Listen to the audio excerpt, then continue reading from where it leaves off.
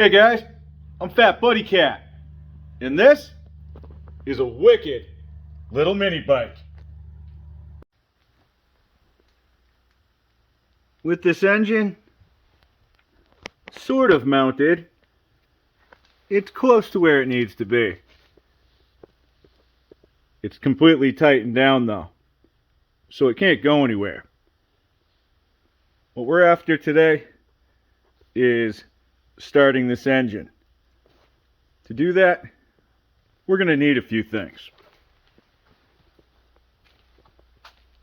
Fuel line, a shut-off valve, we have a kill switch,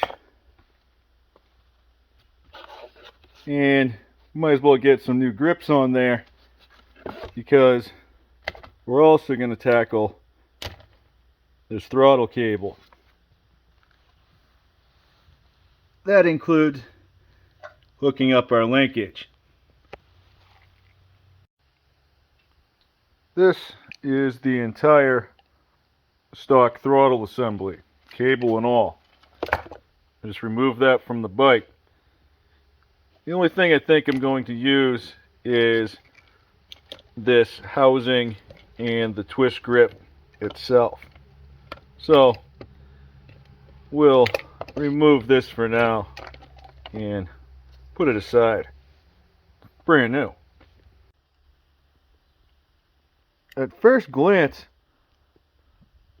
I saw this housing. I thought maybe I might use another one. And I took a closer look. I see you, Coleman. They definitely used a heavier plastic for the twist portion of this thing. These are what they usually look like. A little flimsier. That's a come up. The old conduit that I have on here is pretty close to the length we're going to need. We just have to get from the cap of the carburetor over here to this cable stop slash adjuster. We're going to keep this rubber piece, and I'm going to pull the old conduit off. I snipped the end of the cable clean. Hopefully we'll be able to get it into a different one of these.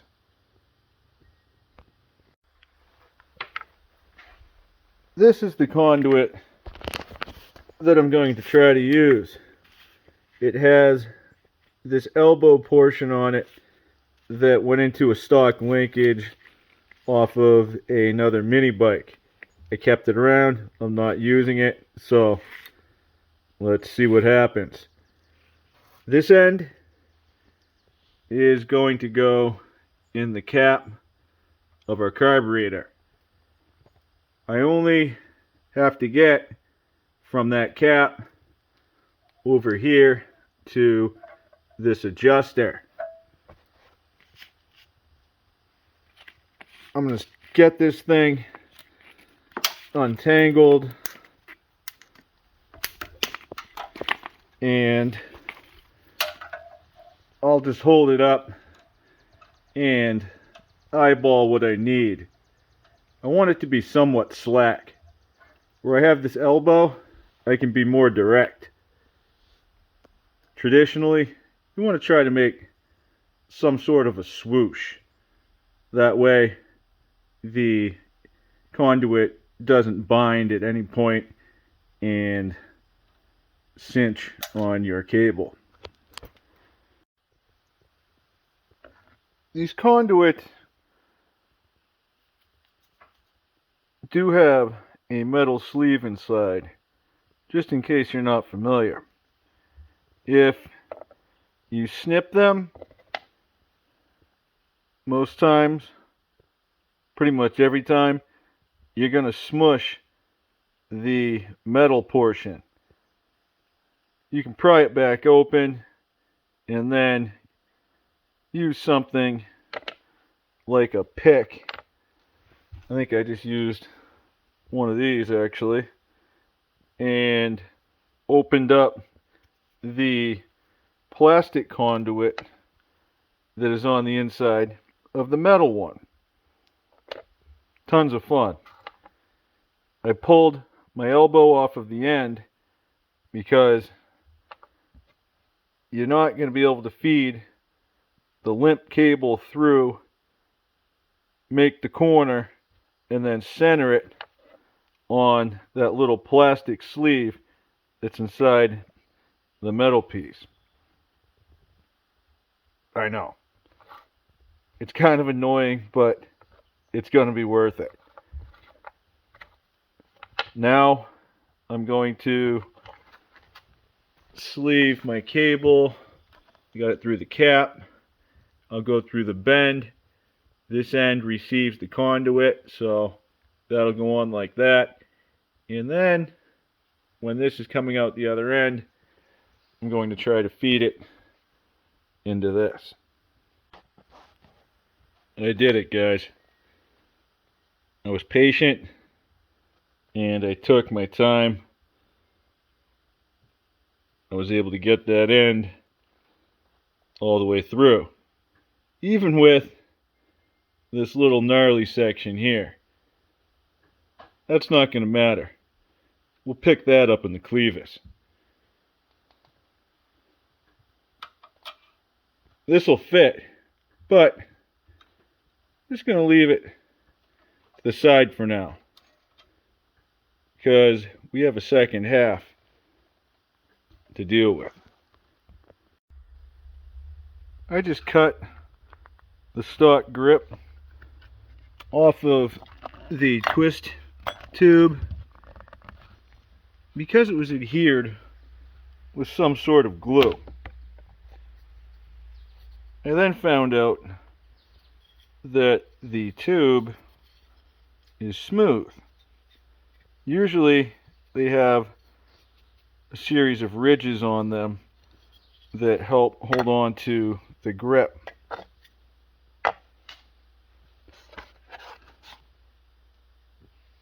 We'll see what happens. 2 high quality grips, 2 different holes. One on the left, a little bit bigger. That's the one we're going to get on this tube. It's actually a very tight fit.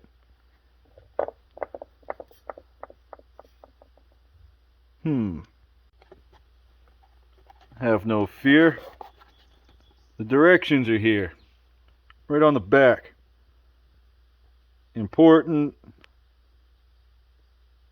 Bitwell grips require our whiskey throttle or similar aftermarket throttle lube for installation. Alright, we don't have that. Step 1. Remove old grips.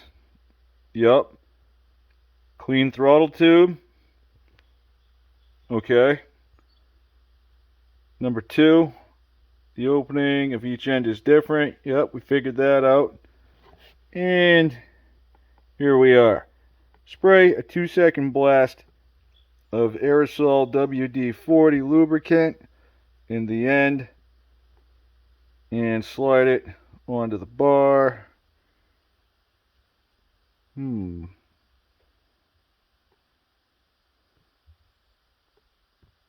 Repeat this step for the throttle side. Okay. 1 Mississippi, 2 Mississippi. Try to do this with my left hand.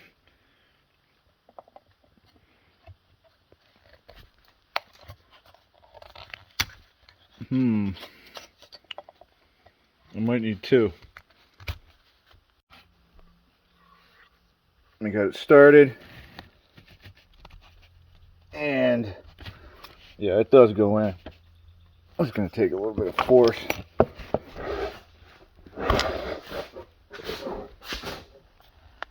Oh yeah, there it goes. Send it. All right. Ta-da.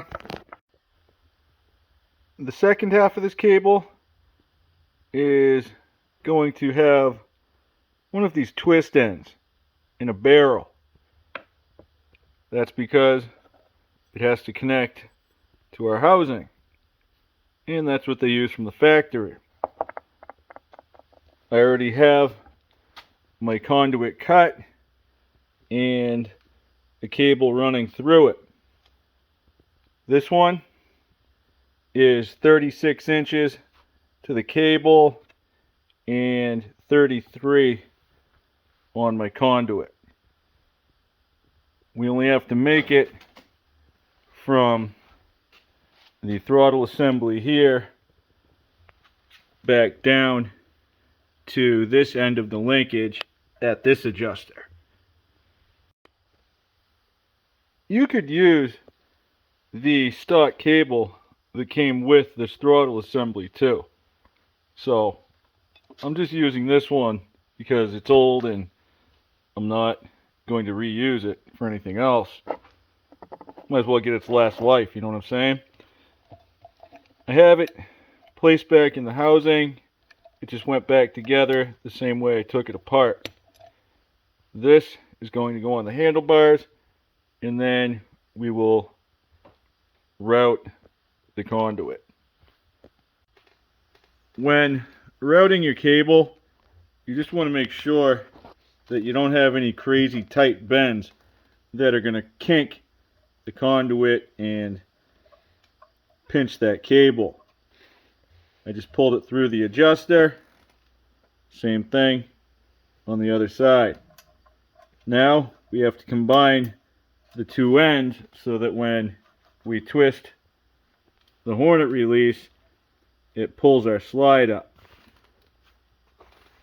That's going to require a clevis. I just drilled a hole through an old cable stop, and you can see it right there. I then placed a washer and a lock washer on there with a nut. I'll pass the two ends through that nice big hole, and then I'll tighten the nut, and I don't think they're going to come out of there. With both ends tightened, I'm just making sure that I have full pull of my throttle. It looks like I can bring my clevis up just a little bit more this way. Much better. Now I'm just going to use my adjusters to add a little bit of finite tension. Feel pretty good about that. These secondary kill switches are just a preference of mine. I use the ones that have the two wires. One is going to ground on the block.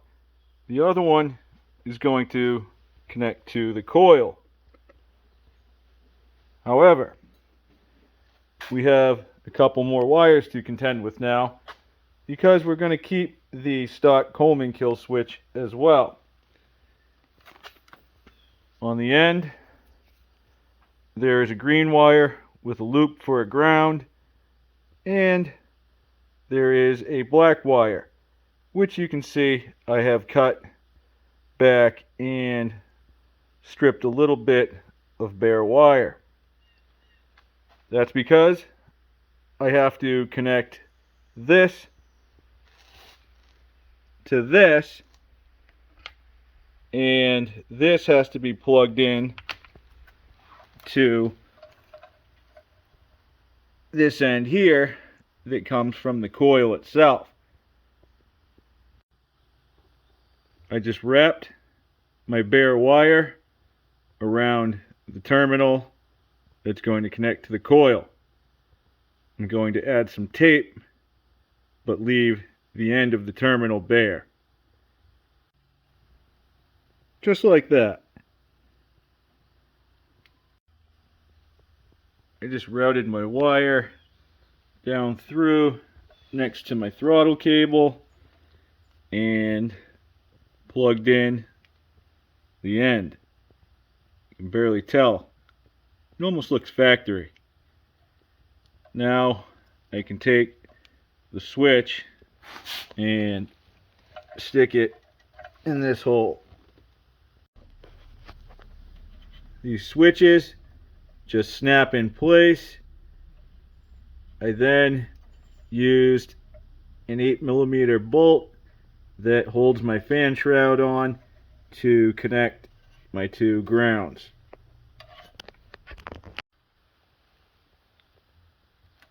A few zip ties. Clean things up. Nice and neat.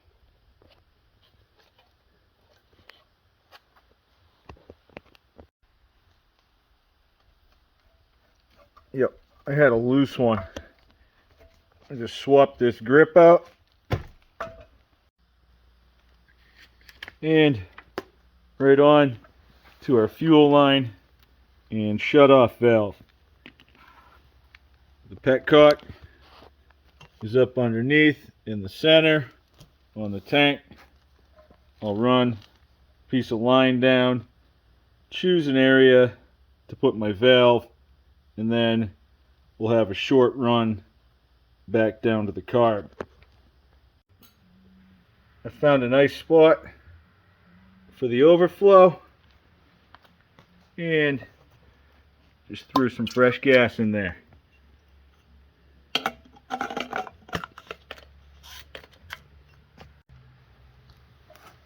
Open up the flow. I'll let that carburetor bowl fill up, and then we'll give it a pull. Alright, this should fire up. I don't see why it wouldn't. I'm not sure where the idle's set, but I have my trusty screwdriver ready to go.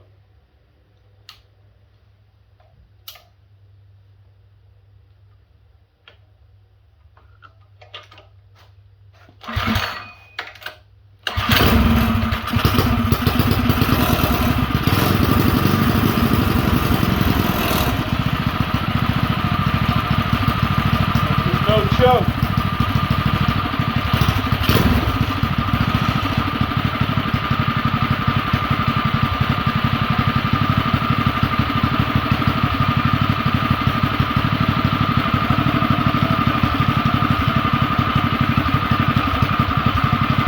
Got a little bit of vibration, you can feel it in the handlebars.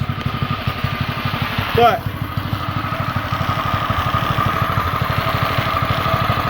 I really expected it to be a lot louder.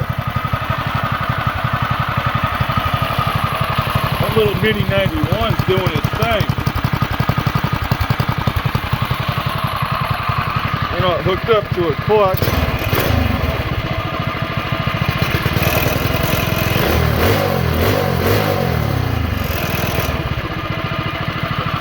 Of course, that vibrating you're hearing is, and maybe a little something up here. You can definitely feel it in the handlebars.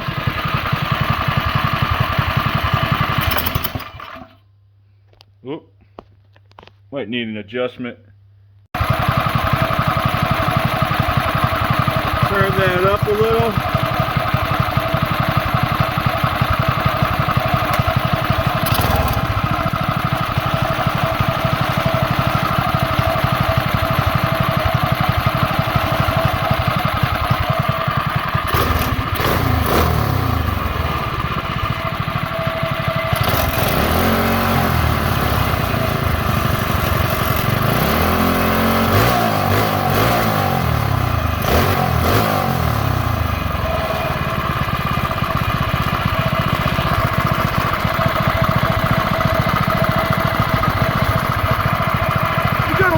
power here. And maybe some torque.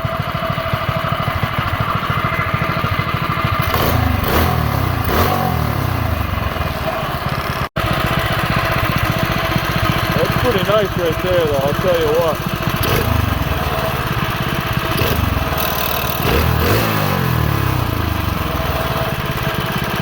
I know that the needle right now is on the lowest setting. Throttle sounds a little wet, but